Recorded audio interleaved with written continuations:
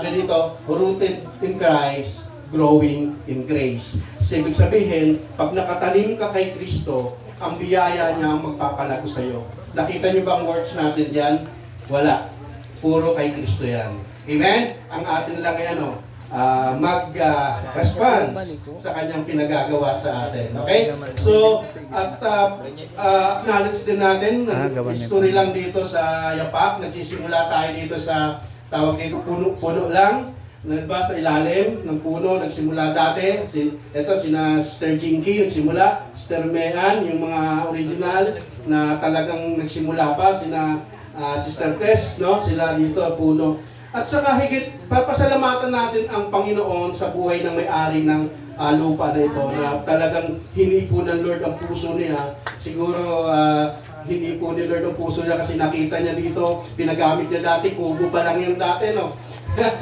Tapos nakita niya yung pag-grow ng mga tao.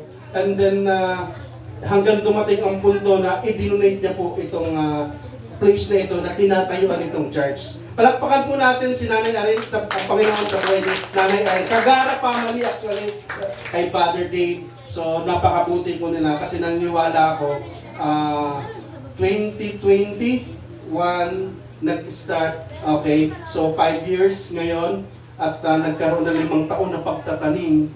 Okay, kaya talagang nakita natin kailangan ang pagtatanim, kailangan ay rooted ka. Ang ugat mo ay na kay Kristo. Okay, at ako yung nagpapasalamat sa Panginoon dahil sa 5 years na yon, lumalago at nakikita natin ang growth. Although hindi man nakikita natin yung biglaan, pero dahan-dahan. Pag si Lord ang kumilos sa buhay natin. Amen. Naalala ko kasi kanina, bakit binigyan na tayo ng building, bakit ang tao kukunti pa? Ganon. Pagkalinggo, minsan kukunti. Nang balik tayo sa creation, unang nilikha ng Diyos, yung kalangitan, yung lupa, nilikha niya yung mga puno, nilikha niya yung mga ibon, isda, at huli niyang nilikha ang tao. Okay? Nakita ko, na-realize ko, inuna ng Diyos, itayo itong building. Bakit wala pang tao? Kasi yun ang unti-unti niyang gagawin. Kasi pag dumami ka nang wala kang building, hindi kayo makakapag-church, hindi tayo makakapag-gathering. Kaya I believe, positibo po ang isip ko, ang puso ko, dito sa lugar na ito ay talagang ito ay ibinigay ng Diyos. Ang growing talagang medyo mabagal, pero mahalaga, rooted. Amen? Kasi hindi ka mag-grow kung hindi ka nakatanim. At I believe sa pagtatanim in 5 years, meron nang nataliman dyan. Yung mga bata na yan, and I believe lalaki yan. At ang itinanim sa puso nila, mag-grow yan. Amen? Kaya, sabi ko, minsan nag-uusap kami ng mga leaders, dumarating ang punto na kami, ilan lang kami. Pero sabi ko sa kanila, positibo lang tayo. Dahil naniniwala ako na ang Diyos ang magbibigay. Sabi, growing in grace. Sa biyaya ng Panginoon na magpapalago sa atin. Amen. Nakikita ko ang minsan pinapaunawa sa akin ng Panginoon ng sitwasyon ng Yapak. Nasa struggle talaga ng talagang laban spiritual at kailangan mong pagtagumpayan ito. Amen? Kaya nandito po yung GITR para mag-comfort o ibigay ang pangangailangan nyo spiritually para sa patuloy na paglago. Amen? Kaya patuloy lang pa tayo sa mga nanay na talagang narito at weekly man na narito ay pasalamatan natin ang Panginoon dahil ang pagdalo nito hindi mawawala ng kabuluhan. Amen? So bago tayo mag-start, tayo muna ay manalangin. Hallelujah! Ama naming banal, Ama naming makapangyarihan sa lahat. Ama, maraming salamat po Panginoon sa pagkakataon na ito na muli kami ay nagkatipon. Ika-5 taon ng pagtatanim sa lugar ng Yapak, Panginoon. Naniniwala ako na lalago ito dahil ikaw po ang magpapalago nito, Panginoon. Salamat po na gagamitin mo ang mga leaders na narito. Gagamitin mo lahat ng mga tao, Panginoon, na maabot na inyong salita upang patuloy sama-sama namin mapalago ang yung itinatag na iglesia dito sa lugar ng Yapak, Panginoon. Salamat po, Panginoon, na dahil sa iyong mga salita, babaguhin mo ang kanilang pananaw, patatagin mo ang kanilang pananampalataya, na sa ganon, anuman ang kanilang mga sitwasyon sa kanilang buhay, ay may pagkatiwala niya sa iyo, Panginoon. At salamat sa araw nito, Lord, muli, kami ay bibigyan mo ng karunungan upang maunawaan namin ang tunay na nais mong ipahayag sa amin. Salamat, Ama, pinupuri ka namin at dinadakila. Yan po ang aming panalangin sa pangalan ni Jesus. Amen! Amen! Hallelujah! Okay? Rooted in Christ, growing in grace. Okay? Ibig sabihin, anong nauna? Rooted and growing. Dalawang mapapansin natin dyan. Nakatanim ka and growing. Alin ang una? Kailangan ikaw ay rooted. Hindi ka mag-grow kung ikaw ay hindi nakatanim. Amen? Never ang halaman lumago kung hindi siya nakatusok sa lupa. Amen? Kaya kailangan makikita natin ang paglago natin ay kailangan nakaayon sa ating Panginoon. Sabi sa ating main text, sabi sa aklat ng Colossus chapter 2 verse 6 to 7, basahin natin, kung paano ninyo itinatag si Kristo na Panginoon, kung paano ninyo tinanggap si Kristo na Panginoon, ay lumakad kayong gayon sa Kanya, na nakaugat at nakatayo sa Kanya, at ipagtibay sa pananampalataya gaya ng iyong natutunan na sumasagana sa pagpapasalamat. Amen. Nakita niyo po, sabi ng Panginoon, kailangan nakaugat tayo sa Kanya. Ang ating pananampalataya, ating pagkatao, kailangan rooted sa ating Panginoon. Hindi tayo mamumunga, hindi tayo lalago kung nakahiwalay tayo sa ating Panginoon. Never tayo kahit anong pagsusumikap mo sa sarili mo, hindi mo kayang mamunga kung ikaw ay hiwalay sa ating Panginoon. Kapag ang isang halaman ay nakatanim sa tamang puno, sa tamang lupa, siguradong lalago. Amen? Kailangan makita mo, pag nakita mo, itinanim mo sa tamang lupa, matabang lupa, maayos na lupa, ang isang buto, asahan mo ang paglago nito at ito'y lalago. Ngunit kung ang butong iyan ay natanim sa hindi magandang lupa, tutubo yan, pero matatawag yan, sabi nga ng iba, mga magsasaka, bansot.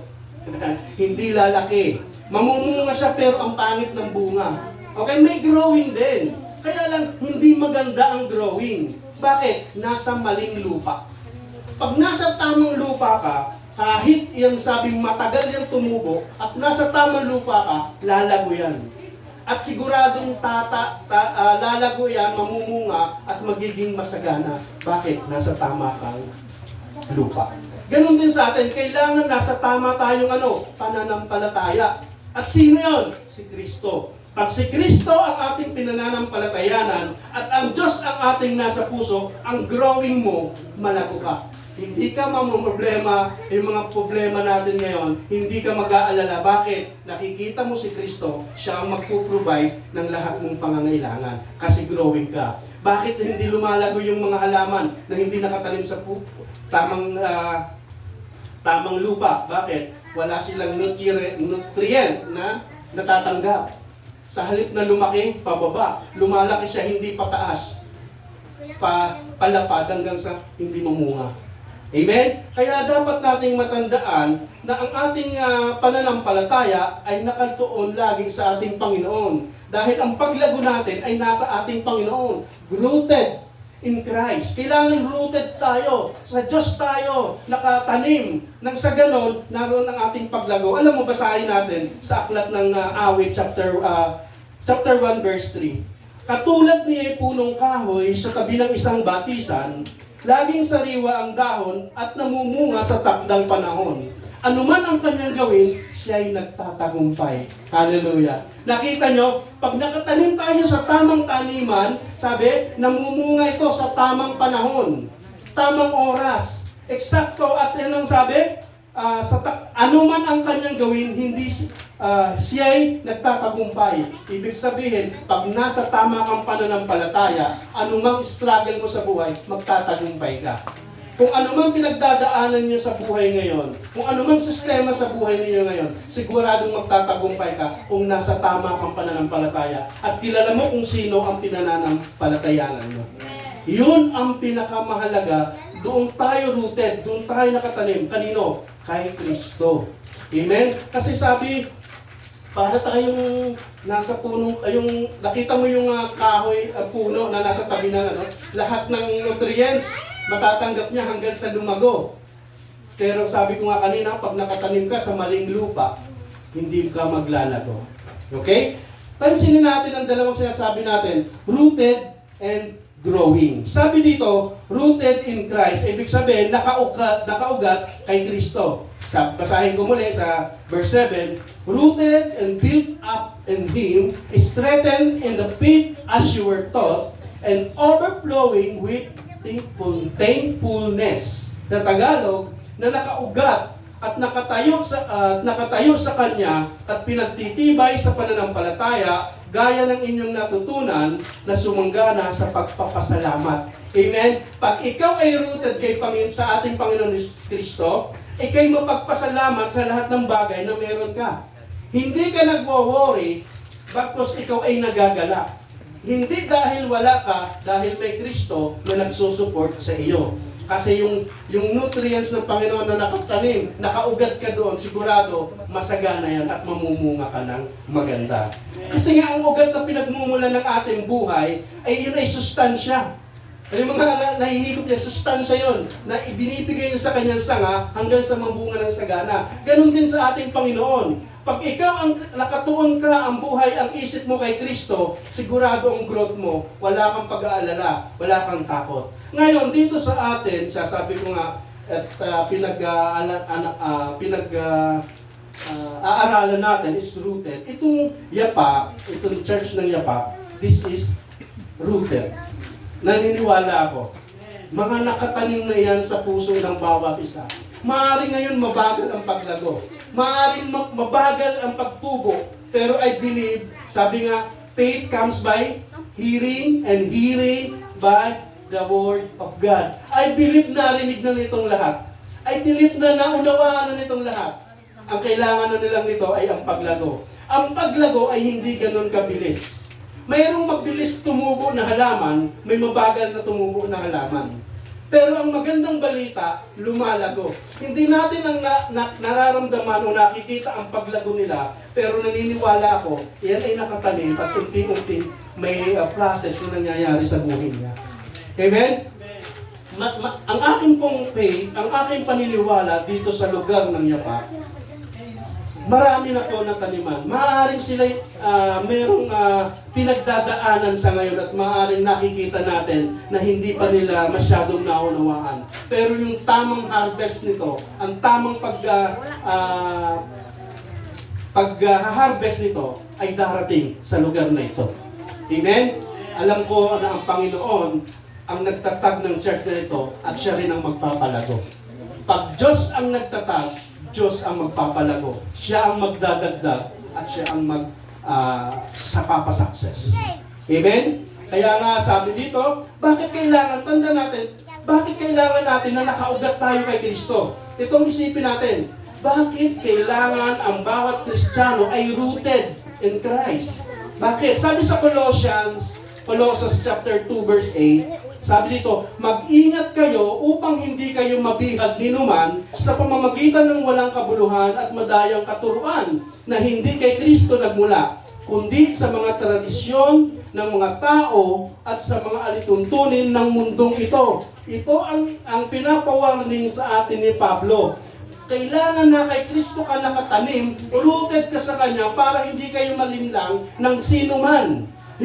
Lalo na yung mga maling katuruan, mga alituntunin ng mundong ito. Minsan tayo, ang mundong ito ang nagja-judge sa buhay natin. Pag pinaniwalaan mo ang sinabi ng mundong ito, doon tayo nagkakaroon ng pagbagsak ng ating buhay.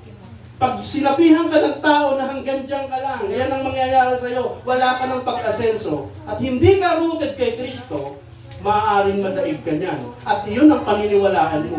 Titingnan mo na ang sarili mong sitwasyon ngayon. Oo nga, tama ang sinabi niya. wala nga akong mararating dahil ito ang buhay ko.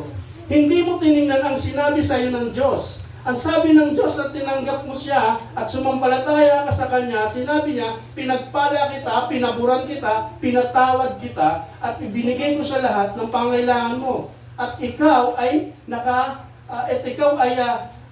nakaangkla sa aking pananampalataya. Amen? Kasi kung titingnan mo ang sinasabi ng iba at hindi mo titingnan ang sinabi ng Diyos sa iyo, madadaig ka ng mundo. Kaya kailangan rooted ka. Nakatanim ang pananampalataya mo sa ating Panginoon para ka hindi madaig. Warning ito ng Diyos na ipinaparating sa pamamagitan ni Pablo. Mag-ingat kayo, mag-ingat, be careful. Sabi, para hindi ka mabihag ni inuman sa pamamagitan ng walang kabuluhan at nadayang katuruan na hindi kay Kristo. Lahat ng mga bagay na hindi nakaayon kay Kristo, huwag nating paniwalaan. Kaya nga tayo nagkakaroon ng itong pag-aaral, ipinapaunawa sa atin na ang Diyos lang ang kayang magbigay ng mga bagay na ating pangangailangan. Hindi kayang isupport yan ng mundo. Temporary may ibibigay yan, pero hindi yan ibibigay ng panghabang buhay.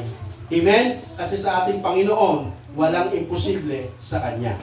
Okay? Kailangan hindi ka maapektuhan ng mga problema, alam mo sa atin. Ang nagpapa-apekto sa atin ay ang problema. Sino bang walang problema? Nasaan kami ng walang problema?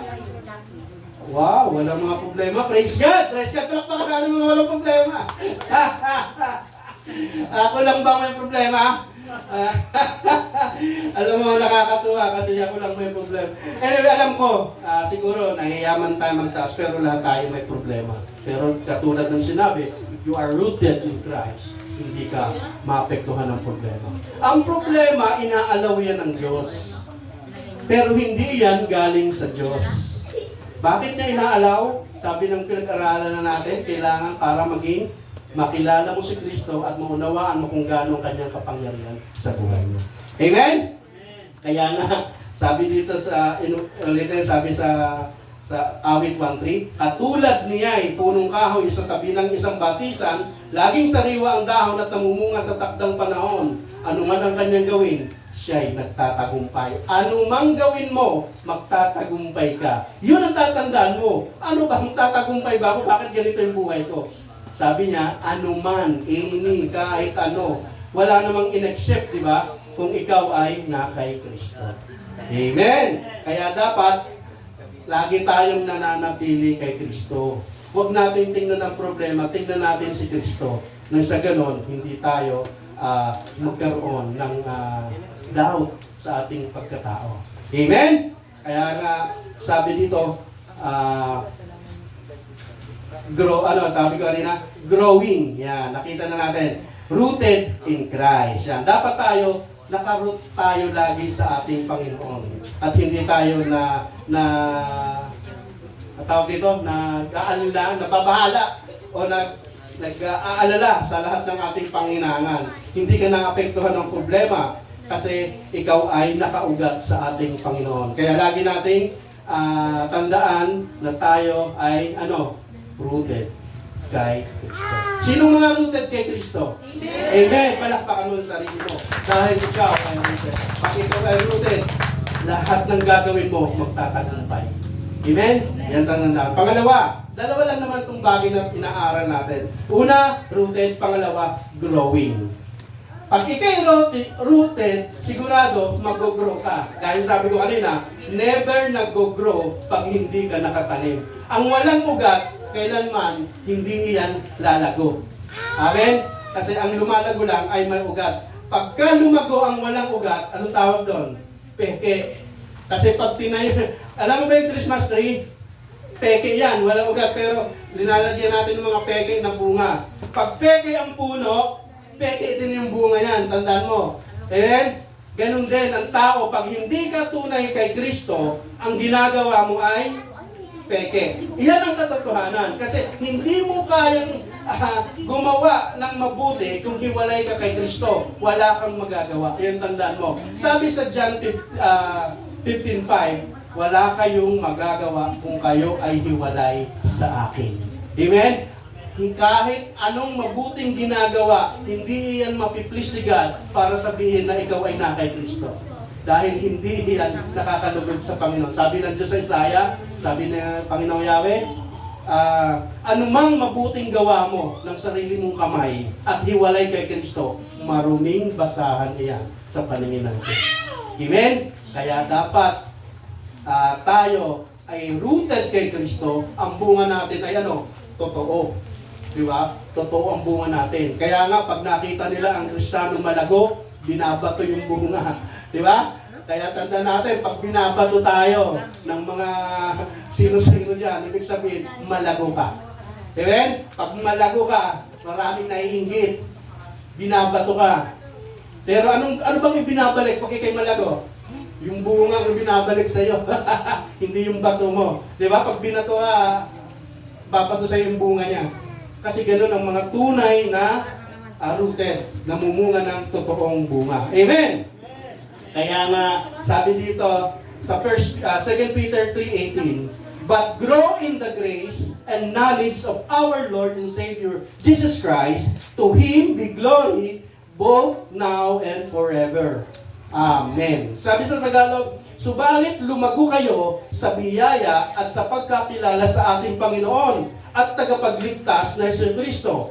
Sumakanya nawa ang kaluwalhatian ngayon at hanggang sa araw na walang hanggan. Ibig sabihin, from the beginning to the start, ang grace ng Panginoon ay nasa atin. Okay? Kaya dapat kailangan tayong lumago, mag-grow tayo sa biyaya ng ating Panginoon. Kaya nga sabi ko kanina, rooted in Christ, growing in Christ, wala tayo dyan, lahat sa Panginoon. Sabi nga doon sa tingnan mo, sa aklat ng Korinto, 1 Corinto 3:6-7. Ako ang nagtanim, si Apollos ang nagdilig, subalit ang Diyos ang nagpapatubo at nagpapalago. Hindi ang nagtanim o nagdilig ang mahalaga, kundi ang Diyos, sapagkat siya ang nagpapatubo at nagpapalago. Amen? Ang part lang natin, yung ginagawa natin, yun ang utos sa atin, magtanim. Di ba? Alagaan. Pero ang nagpapalago niyan ay ang ating Panginoon. Kahit tayo magtanim ng magtanim at hiwalay tayo kay Kristo, hindi yan tutubo. Kasi ang maliwanag sinabi dito, ulitin ko, ako ang nagtanim, si Apollos ang nagdilig, subalit ang Diyos ang nagpapatubo at nagpapalago. Magtanim ka man ng magtanim at hiwalay sa kalooban ng Diyos, never yang bubunga, never tutubo. Dahil kailangan nakaangkla sa ating Panginoon. Ibig sabihin, rooted in Christ, kay Kristo pa rin, siya pa rin. At pagdating dito, ang growing, ang nagpapalago, ang Diyos pa rin. Pero sa pamamagitan ng Diyos, kumikilos sa atin, kaya natin ito nagagawa. Amen? Kaya dapat tandaan natin, ang ating, kaya tayo nakakagawa dahil sa biyaya ng Diyos na nasa atin. Amen? Yung po ang maliwanag na dapat nating maunawaan. Sabi ni sa Korinto, sa aklat ng Korinto. Kaya hindi tayo pwedeng magmalaki. Hindi ko pwedeng sabihin, aba, 5 years kong pinagtyagaan yung yapa, kung hindi dahil sa akin, di lalago. Isang pang-insulto yan sa kapangyarihan ng Panginoon. Dahil ang paglago yan, kahit anong gawin kong ngaw-ngaw ng ngaw-ngaw dito, at hiwalay sa Panginoon, hindi lalago ang kanyang church, iglesia, kung sarili ko lang karunungan. Kahit anong galing, ang ganda ng sinasabi ko, dahil sarili ko lang karunungan, ang sinasabi ko, never mag-grow. Amen? Kaya dahil nga, pinapaunawa ko, sabi ng Biblia, kailangan rooted tayo sa ating Panginoon para tayo lumago. Nasa Kanya ang lahat. Siya lang. Amen? Kaya kung may mga pinagdadaanan dito, ating ilipat, ibigay sa ating Panginoon. Sabi nga lahat ng paglago ay gawa ito ng Panginoon. Kasi parang ganito yan eh. Kailangan wala tayong inaangkin. Sabi dito sa Matthew 13:31, sabi dito sa buto ng mustasa, sabi, nagbigay siya sa kanila ng isa pang talinhaga na sinasabi, ang kaharian ng langit ay tulad ng isang butil ng binhi ng mustasa na kinuha ng isang tao at inihasik sa kanyang bukid. Iyon ang pinakamaliit sa lahat ng binhi, ngunit nang tumubo ay siyang pinakamalaki sa mga halaman at naging punong kahoy. Ano pat, ang mga ibon sa himpapawid ay dumarating at nagpupugad sa kanyang mga sanga. Nakita niyo po yan. ang pinakamaliit ngayon, maliit pa tayo. Nagtatanim tayo.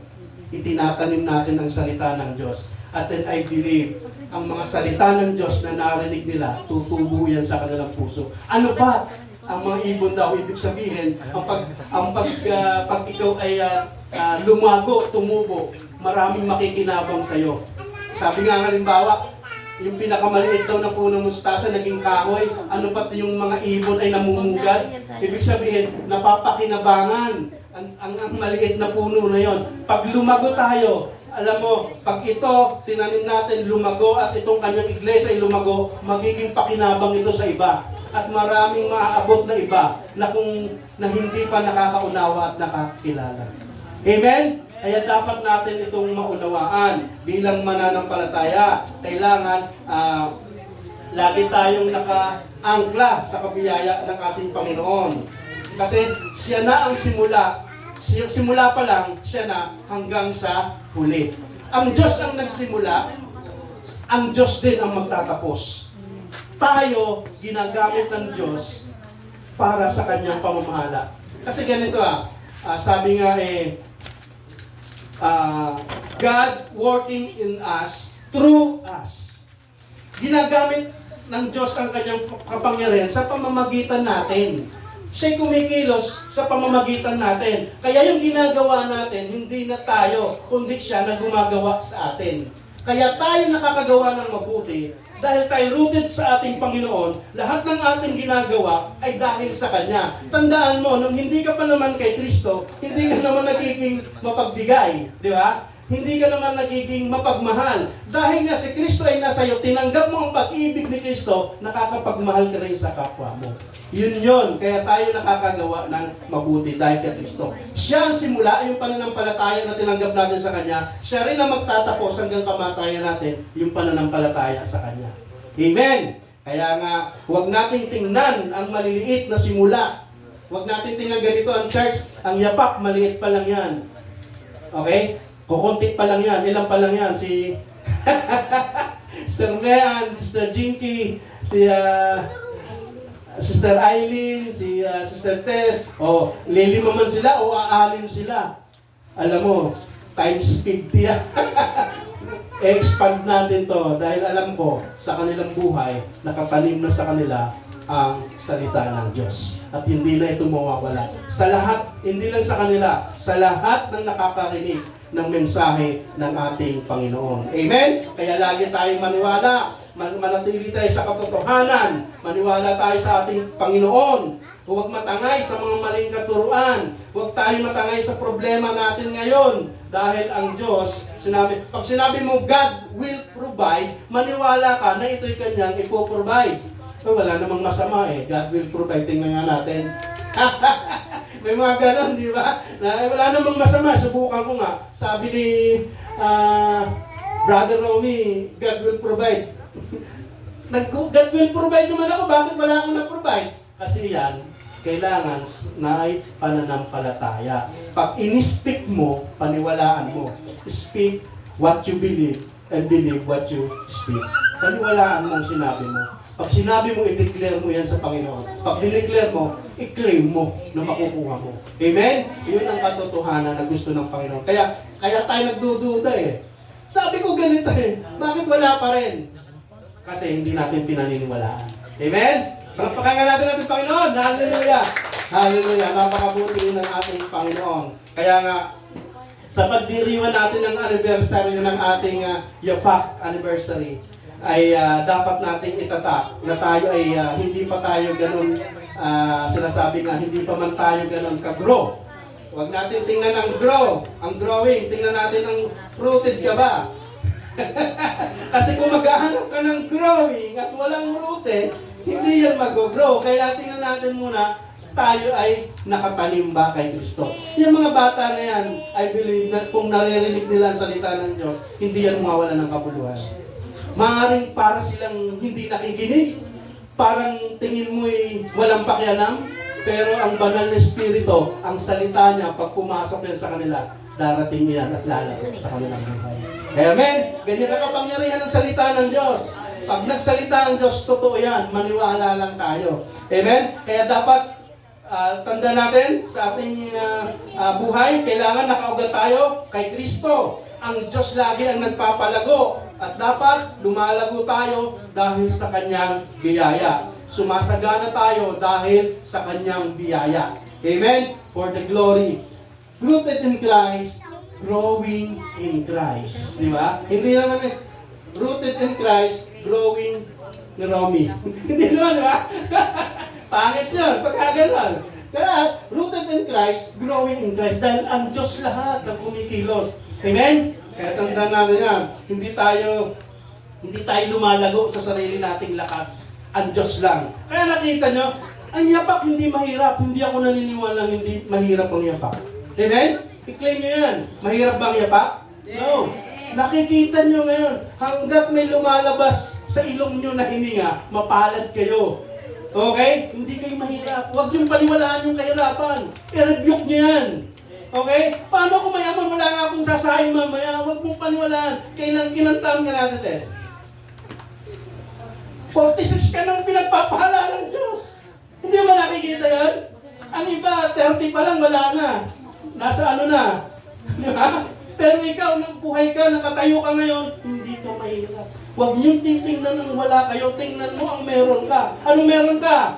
I am rooted in Christ. May Diyos ako. Kaya ako buhay ngayon. Dahil ako'y pinagpala. Amen? Okay, hallelujah. Kaya nga, ngayong anniversary, dapat tandaan natin, sabi mo sa sarili mo, declare mo, I am rooted. Diba? Sabi mo sa sarili mo, I am rooted and I am growing in Christ. Yes, hallelujah. Kaya nga, ang paglago natin, sabi dito, sa word natin, last yung verse team natin, rooted in Christ, growing by grace. Sabi dito, ang paglago ng iglesia ay bunga ng matibay na ugat kay Kristo at masaganang biyaya ng Diyos. Amen? Kaya tatanda nyo, huwag yung tingnan ng wala. Sabay-sabay nga tayo. I am rooted in Christ, growing by grace. Tanda natin, yan, i-claim mo yan sa sarili mo at makikita mo kung paano si Kristo. Isang araw, tatayo dito si Sister Eileen, sasabihan niya kung paano siya pinalago ng Diyos. Hindi man ngayon, pero sa susunod na araw, Sister May, naman nakatayo dito kung paano siya pinatatag ng Diyos. Amen? Amen. Claim niyo yung sarili niyo. Huwag yung tingnan ng kahirapan. Wag. Sabi ko, tingnan mo kung ano meron ka. Ikaw ay merong Diyos. Meron kang Kristo. Kaya wala sa'yo. Walang epekto sa'yo ang kahirapan. Amen? Hallelujah! Palakpakan natin Panginoon. Tayo tumayo, tayo ay manalangin. Hallelujah!